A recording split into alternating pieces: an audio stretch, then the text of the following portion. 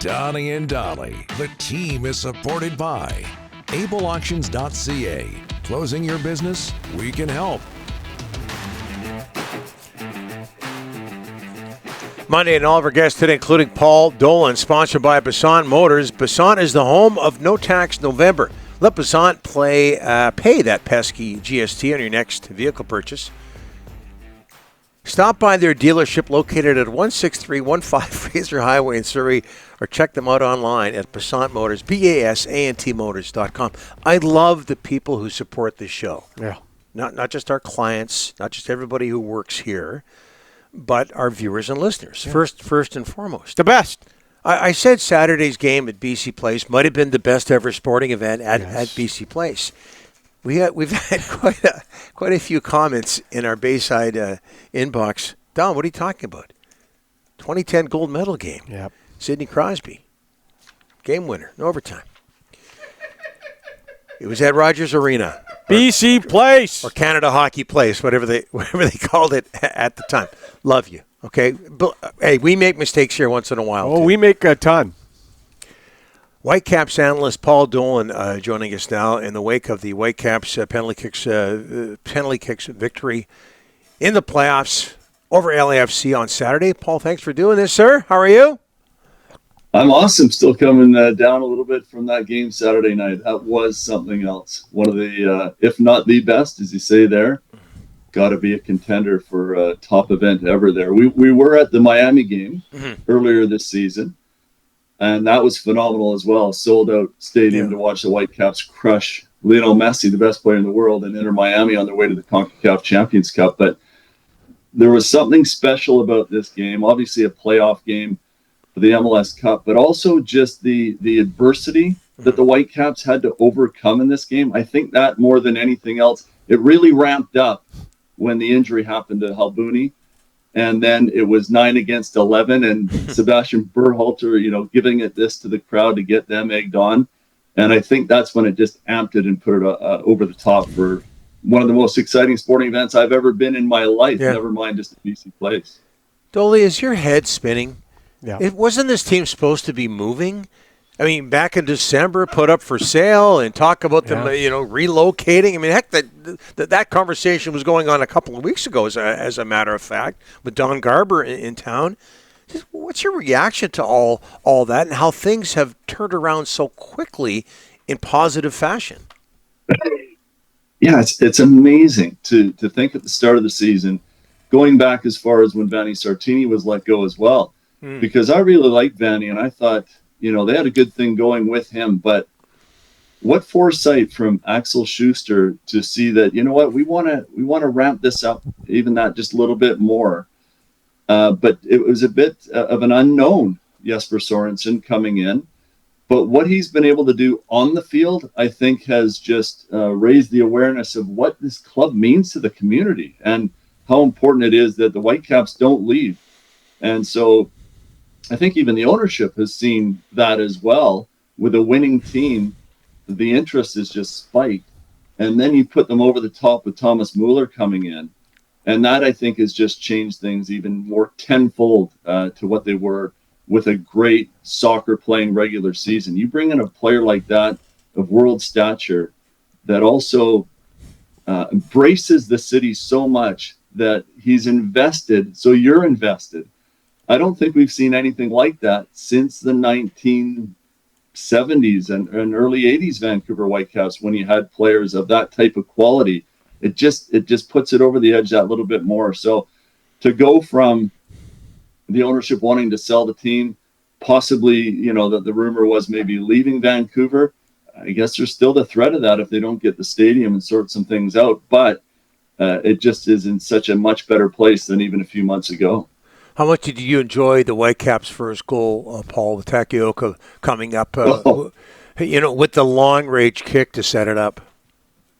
And you use the word kick there, Donnie, and I'll get a bit pedantic, but it's a pass, isn't it? It's not just a hit and hope. It's not just a launch ball. It's not because he's under pressure and needs to clear his danger line. I'm going to pick this player out because they worked on that all week in training to drag in the LAFC defense and I've said this time and again on the post-game show that we do with Colin Miller and Asa Rahman, is that he is the best playing goalkeeper in MLS by a country mile as well. And it's not just these long balls that he hit, because he has a cannon as well to try to pick out players in the channel or on the sides. But his accuracy and his confidence on the ball and playing it around, that he drags the opposition in, and then he can pick a pass and start an attack like that. But I loved it. Yeah, for me, it's one of the goals of the season. Well, did you ever do that as a goalkeeper? Yeah, but mine were the lump it as far as I could. I'm not trying to pick anybody out. And that is a strategy that has changed, is that you see goalkeepers with the sidewinder kicks now, or off the ground, picking out players on the touchline. Whereas for me, truthfully, it was about how far can I kick this thing? So things have changed a lot since then. Paul, 25 minutes with only 9 men. I can imagine what the goalkeeper's going through. But what were you thinking? Like, how the hell do you get out of here and get to the shootout? I've praised Jesper Sorensen all season long. I have to bring up the point that about 60 minutes, 70 minutes into that game, you saw that Tristan Blackman was struggling. Yeah. You saw that he was getting stretched. You saw that he was trying to do everything he could. He was phenomenal for that first hour. And he's a defender of the year for a reason. He's been so good for the Whitecaps. But first game back after a long layoff with injury, you could see he was starting. He gave away the yellow card. And then I turned to my colleagues next to me and I said, he needs to come off. Yeah. He has to come off right now. And it was inevitable that he was going to get a red card or get injured or something like that. And I don't want to second guess Jesper Sorensen. And I did hear what he had to say post game. And now I understand a little bit more of the thought process between not pulling him off and keeping him on. And it's the fact that Ralph Priso was struggling a little bit, the other center back, and you didn't want to take them both off or have one off and then the other get injured. So I understand the reasoning, but it gives away the second yellow, which leads to the red and the phenomenal goal, and you're down a man. And then Halbouni came on. And by the way, when Halbouni came on, he was fantastic. He was clearing everything with the Whitecaps down a man. And that was what was probably going to happen for the 30 minutes in extra time, is Halbouni would be back there clearing all the danger. But then he goes down with that, what looks like a bad knee injury. And you're right, Ricky, then it was about all hands on deck. Yeah. And that's when Berhalter gave it like that to the crowd, like, egg us on here, keep us in this thing. We're going to win this thing for you. And they brought it home. A great slice of good fortune, obviously. 3 posts in one sequence. Incredible, right? And the other missed chances, that was lucky. But you have to give the Whitecaps so much credit for the way that they hung on. And I think it was that adversity and then going into the penalty kicks and winning it that made it so dramatic. And the fans were so invested. It was a phenomenal moment. Great Vancouver sporting moment. Paul, this team is so likable. Mueller is so likable. I mean, you're close down there in the dressing room area at times. What is it about this team? They had injuries. I remember they had 9 injuries once. They went into Texas and got some points out of there. What is it about the character of this team? I think you nailed it right there, Rick, is that you've got a team that plays for each other, because the next guy who comes in as big a part as the stars. There are teams, I'll use Minnesota as one example, as a team that the Whitecaps could face, where it seems like it's essentially the same 11 that's starting every game. Not to say that, every team hasn't had some injury issues, but no other team has used as many players. The Whitecaps have 21 different goal scorers this year. That's a record.